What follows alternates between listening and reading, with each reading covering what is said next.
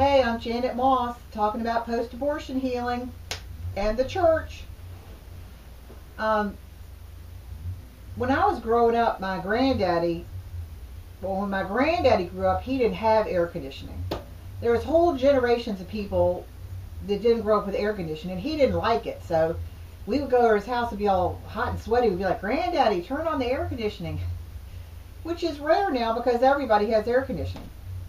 So I think, hypothetically sometimes, what if you came to Americans today and said, wow, didn't you hear that air conditioning is like really bad for you and it's deadly and dangerous? They'd be like, what?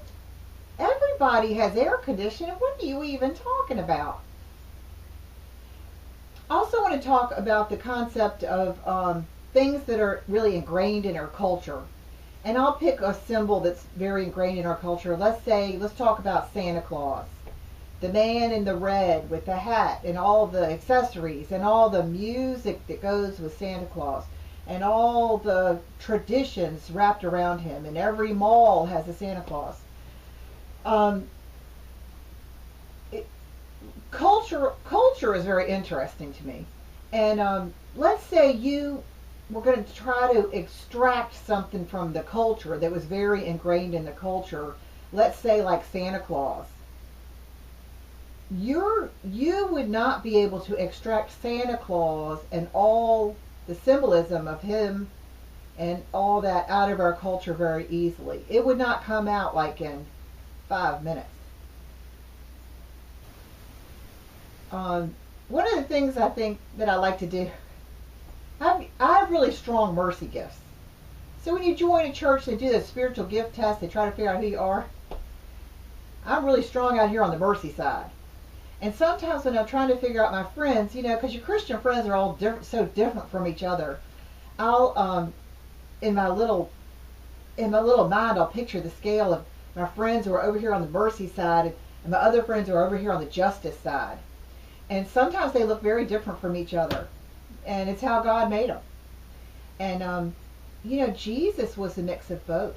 Jesus was justice and mercy. He was both. So I like to talk about that sometime and figure out my friends on a scale where they are.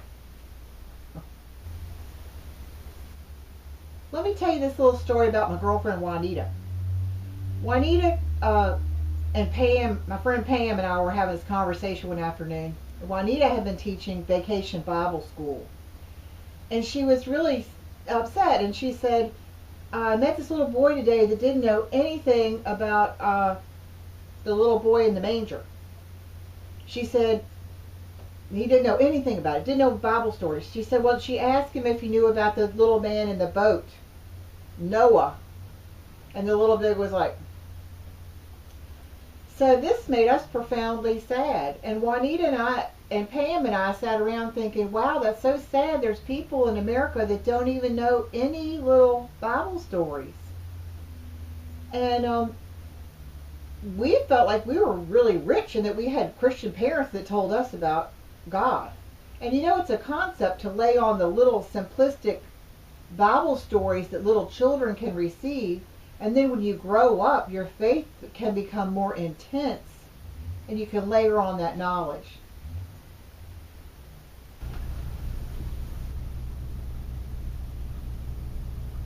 This is my exhortation: to have compassion for the godless. It's coming out of my extreme mercy gifts, which I told you earlier. I like to figure out on a scale of my friends over here on the justice side, my friends over here on the mercy side. I'll just tell you, this is sort of an interesting little thing. There's this thing called rescuing. If you're in a lot of healing groups or Bible studies, they'll say no rescuing. It's one of the rules of the group. They invented no rescuing for all the people that have tremendous mercy gifts and want to rescue everybody.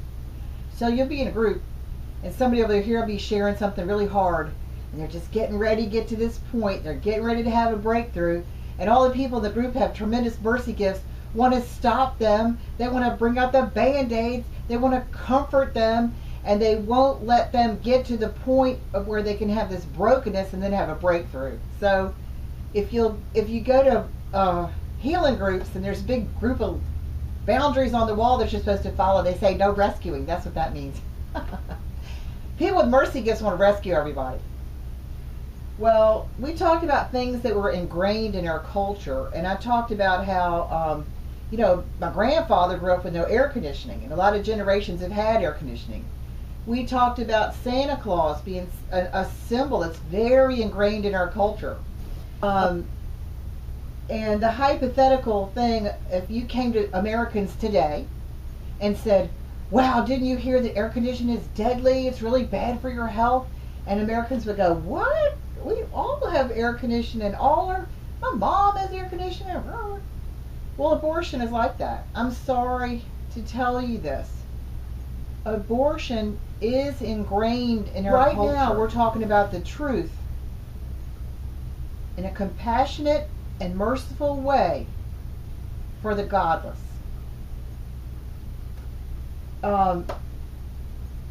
My friend Juanita was teaching Bible school and met that little boy that didn't know anything about Noah.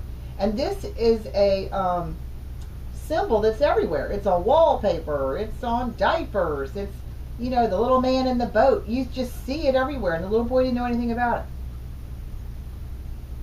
You, dear church, who know the Lord or possibly grew up with the Lord, there's lots of people that don't even know about this man in the boat.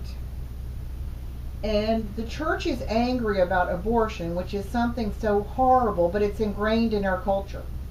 And I say, with great tenderness to you, because I'm trying to develop a heart of compassion for the godless, if people can't put this all together, we can't assume that they can put this all together. The people that don't know God, that didn't have the luxury of Christian parents, can't put these concepts together. So therefore, in their mind, abortion is something, it's been legal long enough, it's something their grandmothers did, or their aunts did, or their sisters. So when you approach the godless, go to them with a heart of mercy, because the day may come that they are coming into the kingdom. A lot of people are getting ready to come in and call Jesus their Savior. In post-abortion circles, you'll have somebody come into the kingdom looking pretty good, in good shape. And then what happens? Their eyes are opened. They might do a review of their life and realize, woo, I've lost some stuff. The enemy talked me out of some things. Their spiritual eyes are open.